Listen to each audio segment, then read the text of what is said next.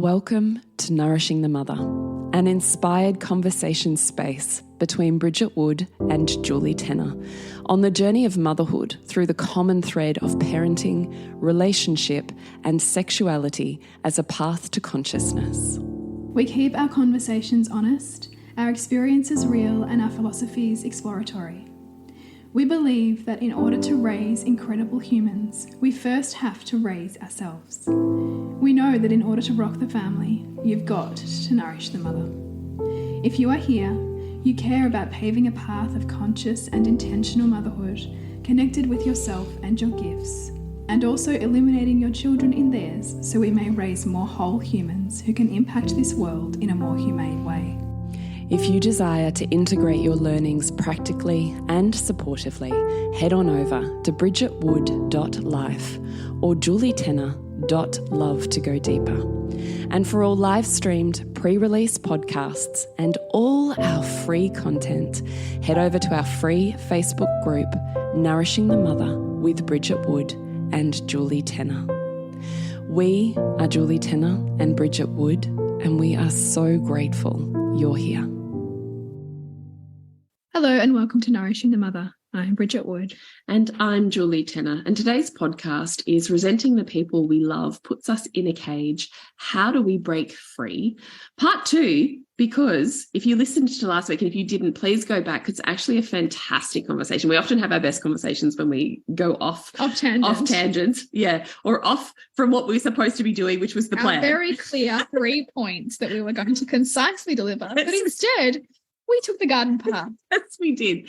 And it was it was full of lived experience, which I often think we can only really understand ourselves through the experiences of others. Yes. You know, like we can identify, we can understand big concepts when they're real life situations. It gives you something tangible to hold on to and see in your own life. So please go back and listen to part 1 on this topic. But part 2, the purpose of this is we actually want to deliver you the plan. Yes. Which is 3 steps. So we want to say that when it comes to recognizing that we're building resentment, which is creating separation between us and someone we love, and that there's pain in that, but there's also pain in the polarization that keeps us caged, then what we want to offer you is 3 steps to start considering so that you have kind of a clear pathway and you can just pick one. Yeah. So step number 1 is to break free of the cage that's self-imposed from the resentment, which if you followed on from last week, we are continuously reinforcing and remyelinating by finding people who support us, by seeing the world that way and continuing to find support that way, by getting neurochemical hit up. We're just reinforcing. My belief is right. My belief is right. I can't let go of my identity. This is the way the world is. This is the way I am. And this is because this is purely physics, right? Like in physics, like attracts like. So we are attracting those which are like us. And in that process of that attraction, we repulse those who are not like us. And the attraction of those who are like us, we're like, oh, yeah, I belong. Oh, this is what it means to be in the world. This is what success is. And we kind of feel good in that. And then until we realize, oh, I'm actually got a cage though, because my world's getting smaller and smaller. The more I go, yes, this is the only way, or yes, this is how it has to be. Yes. So number 1 is you've got to see the cage first, because often what will happen is when we're in our own self-righteousness, so when we have put ourselves up above others and we have said, my way of relating, my way of being in the world, my way of doing things or treating people is better than yours. We put ourselves above others and we can't love in that space. No. We're not open-hearted and available in that space. We're not seeing the grace or living in the grace. But it feels pretty uncomfortable to consider that we're not right. Yeah. Humility actually kind of stings sometimes. It does. Yeah. And our self-worth can take a hit because our self-worth is wrapped up in our identity. Created and reinforced by this belief system. So we actually have to see that we're in a cage first. So seeing what the cost is to you. What is it costing you to continue this belief? What is it? You can just ask that question. Or I would say sometimes it's even easier to go through, something like a version of the 7 areas of life. What is it costing me financially to continue this belief? Yeah. What is it costing me within my family life to continue this belief? What is it costing me within my relationship to continue this belief? What is it costing me to hold on to this in all of the areas of my life? In my work, in my career, in my self-empowerment, in my self-development, in my spirituality, in my finances, in my health, physical, mental, and emotional. Like, actually start to name the things. What is it costing you to keep this? Because they're in balance. Gain and loss are in balance. They're entangled. And you ask this question enough, and usually as long as you don't collapse within it into some kind of shame or guilt spiral, don't go there. Ask yourself the question enough times so that it initiates desire within you to create change, that it puts like the rocket underneath you to go, I want to take responsibility for this now. I can see that there is a different way that this could be if I didn't hold so strongly to how I think it needs to be right now. Yes. It's intrinsic, right? It's self-inspired as opposed to going, well, Bridget and Julie said that I should. No, not extrinsic, not trying to should yourself. This is intrinsic. I see the value. Yeah. And when you name it and see it for yourself and see, what could be different that feels hard right now in some of those relationships, and that naturally will create inspiration from within you to change it, not the should from outside of you that feels punishing, that, like you'll be better somehow if you change that. Number 2 is to self-evaluate. You could do that too. Yeah, you could. Number 2, self-evaluate your contribution to the dynamic. So very often when we're in resentment, we want to make it all about the other person. We want to cast them in this villainous kind of role or in this position that casts them in all of the undesirable traits, right? Of all the ways that are ineffective and toxic.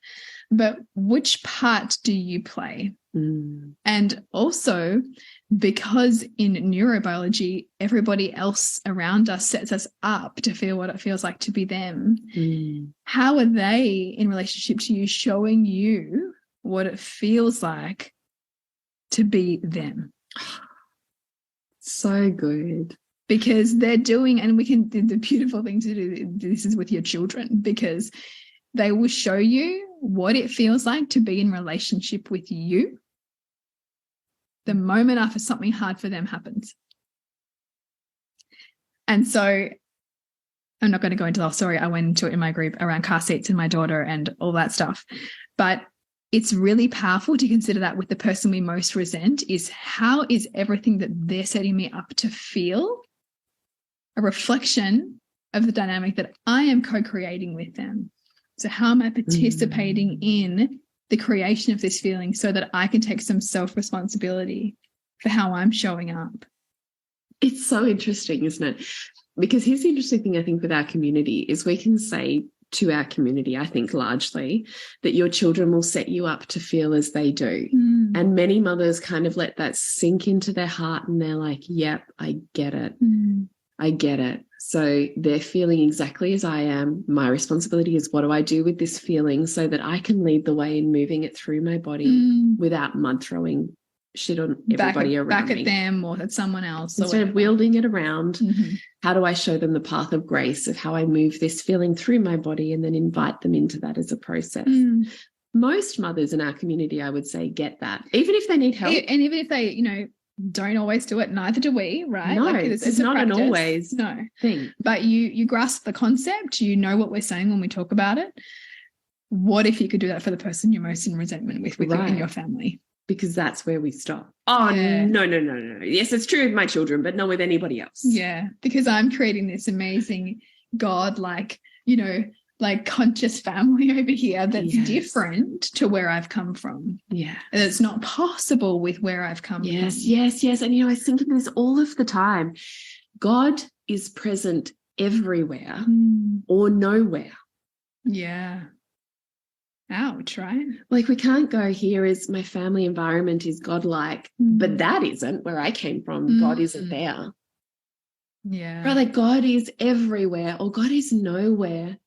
you can't, as a human in an incarnation, say you understand what is God and what is not, and therefore you have the 411 on saying that is, that isn't, that's in, that's out. Yeah, that's right, that's wrong. You know, you're like Santa, and you're naughty and you're nice.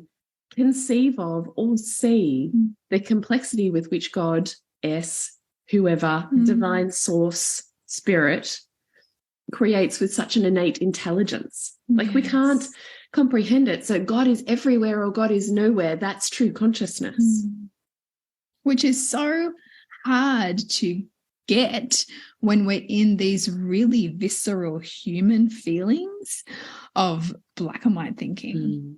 All or nothing, always, never. She can't, she won't, they're not, I won't, right? Yeah. Like to take yourself out of that to this place of, wow, you know, everything that I say that I resent and can't stand about where I've come from, there's stuff to love there.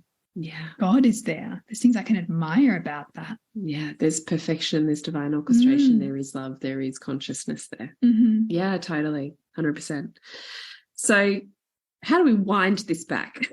Where we want to go here is, I loved your point on they set you up to feel as they do. And I also, even though it stings, I love that reflection of they are showing you how you truly are to be within relationship. Yeah. Because we're not the most, you know, we're not like, oh my God, I'm so amazing at love because of how amazing I am with my amazingly perfect environment in this 5 minutes with my children. Yeah, yeah. Like you actually, your emotional intelligence is actually what it is when you're most under pressure. Yeah, that's when in your worst moment is actually your level of emotional intelligence. What you do in your worst moment, what you do when that person in front of you is in their worst moment is your level of emotional intelligence. Because what happens in stress is we regress. Right. We regress back to the emotional development at particular ages where previous stressful events occurred that we have a pattern on. Yeah. So that is why we can be seemingly irrational as mothers in dynamic with our children, because when stressed, we regress. Yes. And that is why our children give us the ultimate practice of emotional intelligence. And in fact, so do our family of origin, because we will also regress back to the roles that we played with them. Yes, yes. And now we're back in the dynamic and we're back in giving each other the drug hits and we're back in the original blueprint of love that we knew, and which was last week's episode. Yeah, when you talked about, you know, I'm in my inner child right now, because in that moment there was enough stress that felt familiar enough from a pattern you've long held back we that go. You're right back there. Yeah, 100%. So I just love that as a concept when we're talking about step 2, after we've seen the cage. Step 2 is to oh my God, I just did what you did. Oh my goodness. Self-evaluate your contribution to it. And part of that is seeing, okay, they set you up to feel as they do. That's amazing to know. Okay, they're feeling exactly as I am. We're more the same than different. How can you love less when you're there? And also they're showing you your emotional intelligence and how it is to be in relationship with you. So how are you going to show up for that? Yeah. Are you truly a lover? Are you walking that path or not? Or is your propensity to tip into self-righteousness as a way to protect yourself from out of congruence? Yeah. So this is also one of our points, was your boundaries, that we can say, I have such wonderful boundaries with my mother or whoever around us. Your boundaries are beautiful, and also we have to be aware when they've tipped so far that they just become a form of protecting our own self-righteousness and holding true our belief system that we want to hold as right and the only way of seeing the world, our children, parenting this moment. Yeah, absolutely.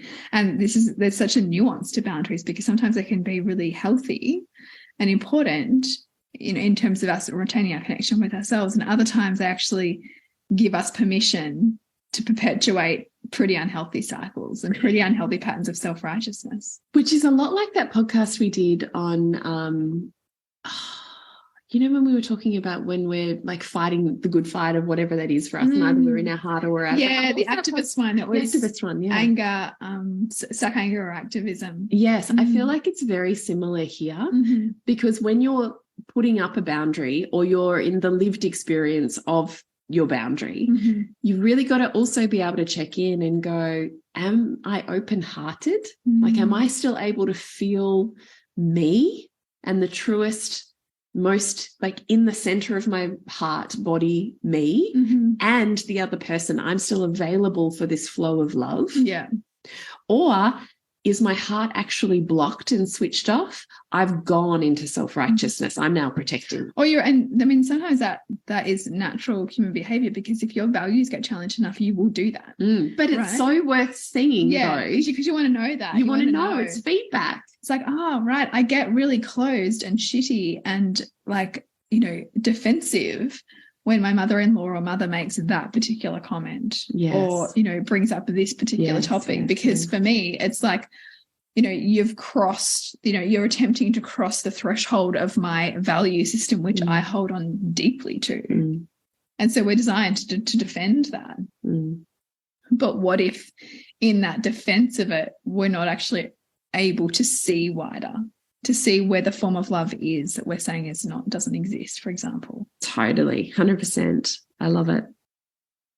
Just a brief break to the podcast to let you know what's happening in our world. So in bridgetwood.life, you will find Reimagining Motherhood, which is a beautiful membership space where you can come into and really be held and seen in community of other women who are really seeking to expand themselves in motherhood and really be at that intersection of where conscious parenting and the whole woman collide. So it's not either or, it is this beautiful melting pot of the two, so that you can really dig deep and expand who you are on this mothering journey. And what about you, Jules? Is Queen School. So Queen School is now an online course with 4 full modules that you are self-paced and work your way through, combined with 12 months of really stretching that out as I help you really integrate, embody, and move through the blocks so that you can literally become Queen School in your life. So Queen School is all about connection, pleasure, sensuality, magnetic communication, feminine energy, and embodiment with me over now a beautifully integrated 12-month experience. So you can find out more at julietenner.love. Just checking. I think we've done the rest of our points there. Conflict is a strategy for connection. We did kind of talk about that in last week's episode. Yeah, we did a little. Conflict can also be a way to get connection. Like, if you came from chaos, right? You know chaos really well. And so you can initiate conflict in order to get to, okay, I know what to do here. I know how to be in chaos, right? Yeah, because it was all just super calm. I'm like, something's about to happen. What the fuck is going on? Yeah, I don't know how to be here. Yeah. And the inverse can be true. Yes, totally. If you only know calm, then chaos can feel extremely terrifying. Yes. So what are you wired for? Yeah. And how can you build, how can you build a little bit of flexibility by dipping a bit more? Like for you, Julie, it's like, how can I make ease safe? Yeah. For me, how can I make more chaos safe? Yeah, totally. 100%. What you're wired for. And we just also want to float with you once again, which we will reiterate from last week's call, was that there's always this conservation of acceptance and rejection. So where you perceive that you're rejected from someone, where in that exact, so you've got to put yourself in the memory, where in that exact same moment was I deeply accepted? Where am I being accepted? In the same moment that I'm being rejected, because in this universe, everything is happening in the same moment. And they're always equilibrating opposites, like they hold the same weight, like a set of scales perfectly balanced. The universe is a conservation of pairs of opposites. So one can't exist without the other. It's just that our brain can't perceive both. Yes. It stores both, but only one is able to be recalled in our awareness. And the one that's able to be recalled in our awareness is perfect for our values and our existing beliefs. And we hide from our consciousness the other side. But if we ask the question and get good practice at immediately going, wow, I'm really being accepted and supported right now. Who's rejecting me? Doesn't have to be right with you in the room. Yes. It's somewhere. Because you don't want to get addicted to the support. Yeah, because then you'll hate the challenge even more. And you'll actually and you'll attract more challenge the more addicted you are to being supported. It's true. The other point we had around conflict was, how is conflict a strategy for connection in other areas of life important to you? So you may find, for example, that the conflict that you have with your mother becomes a talking point with your husband, and you get closer. Yeah. Or it becomes a common thread that you hash out with your best friend, and that really reaffirms the strength of your friendship. Yeah. And so if you were to let go of that conflict, then is there a part of you that feels like you might undermine these other relationships that are so important to you, and you don't want to do that? So in some ways the conflict is safe. It's so good. Actually, I just had a flashback memory as you were literally saying that. Was I instantly have a deeper bond, connection, desire to be with someone who also has a shit mum. All I have to say is make some little side mention to mum trauma or how, shitty their mum is. And I'm like, right. I'm like, let's be best friends. Hey, bestie. Yeah. What you do tonight? Can we hash out this mother wound, And they're like, because of my mum. I'm like, yeah, I know. Yeah. I've been around the block on that one. Good. And so this is we're not trying to say, don't do this, but just bring awareness to it. Just an awareness practice. Because then you're not run by it and it's not a cage. It's a choice. It's a choice. And then when you realize it's a choice, it opens up, your neural capacity for seeing a different choice available to you. Totally, 100%. Step number 3 is the tightrope walk of the good, bad mother binary. So we touched on this a little bit in last week's podcast, but it was really just that very often our conflicts with our mothers are governed a lot by what we have internalized a good mother is or a good mother does. And what that does is a little bit like we talked about last week. It doesn't allow that mother, that woman, that human, the permission to be a fully complex human. It only allows that person to exist within the framework of what we've decided is the good mother. And anything outside of that, that in and of itself is toxic, isn't it? Just the more I think about it, and it's 100% me, I have to continuously de-fantasize myself. So it's 100% me. I'm not saying this is not.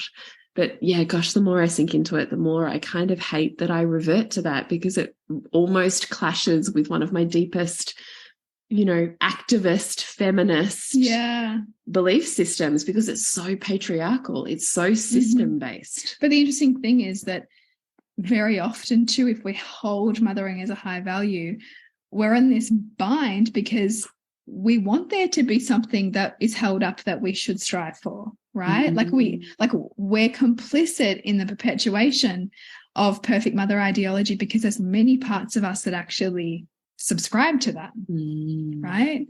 But at the same time, there's pain when we realize we're holding our own mother up to that, and we're holding ourselves up to that in some ways that we simply cannot be.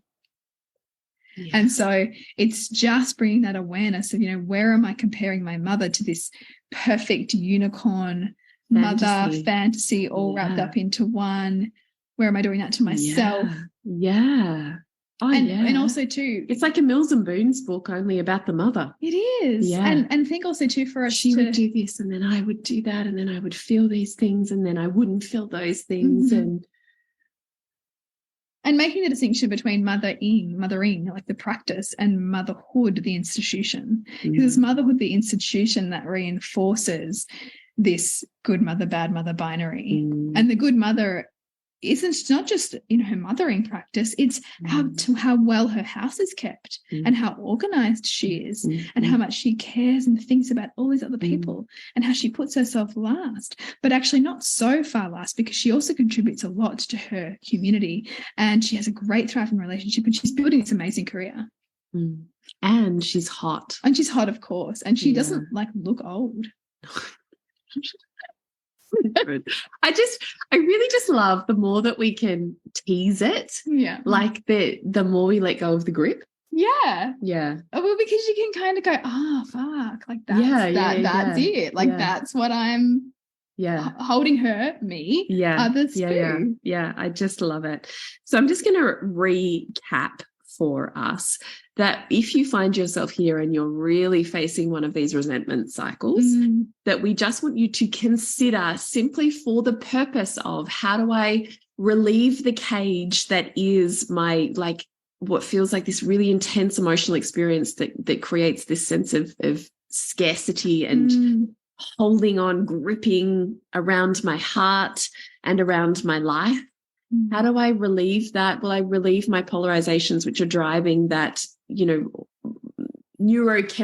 hormonal feeling state. Yeah. So how do I loosen the feeling state? Because if I didn't feel so intensely and it didn't kind of derail me so much, I would actually have more freedom to choose to navigate myself, to live the most aligned life as I evolve. Yes. Not holding on to and trying so desperately to tie myself to the belief systems that I held 10 years ago. Yes. And the beautiful liberatory thing about doing that is that you allow more flexibility for your children to occupy, many different subject positions as you allow that for yourself.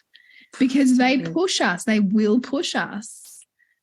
And if we hold on too tightly to what we've prescribed for ourselves is our role, and because our role often depends on them fitting and playing into their role we've cast them into. Totally. So that our rigidity directly affects them too. Our flexibility directly relieves them. Man, holy moly. Say that again. Well, our rigidity directly affects them, right? The more rigid we hold on to our role, as I've cast myself in this role of mother, in this lifestyle of mother, the more I'm, needing my child to uphold or conform to the role that they need to be in order for me to continue to participate in this role I'm in. Yeah. So the more flexibility I allow myself, or the different ways that I allow myself to occupy different roles, the more I'm not attached to and fixated on my child having to fit one too. Because a lot of resentment mothers have is the deep challenge to their own values that occurs when their child lives, outside the role that they've put them in. When their child doesn't fit, the particular educational pathway that they've decided for them. Yes. For you, I wonder if there was a bit of a rage journey that you had to go through when you recognized Heath wasn't going to fit. Oh my gosh, of course. Right. And there probably was a resentment toward him.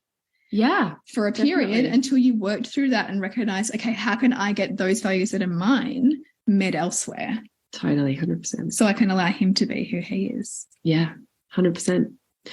So we're hoping that we've solved why you want to stretch your perceptions and that you see the value. And then the 3 steps that we want you to consider are, number 1, to see the cage that you've self-imposed and created. Yes. Number 2, do the work of self-evaluating your contribution to the dynamic that you're in.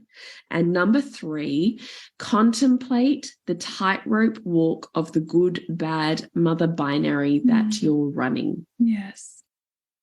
So how do we do more of that work with you, Bridge? Hop into Reimagining Motherhood, where we have monthly or twice monthly Elixir coaching sessions. So it's where we take a concept and we turn it all around and we do one-to-one work within that group.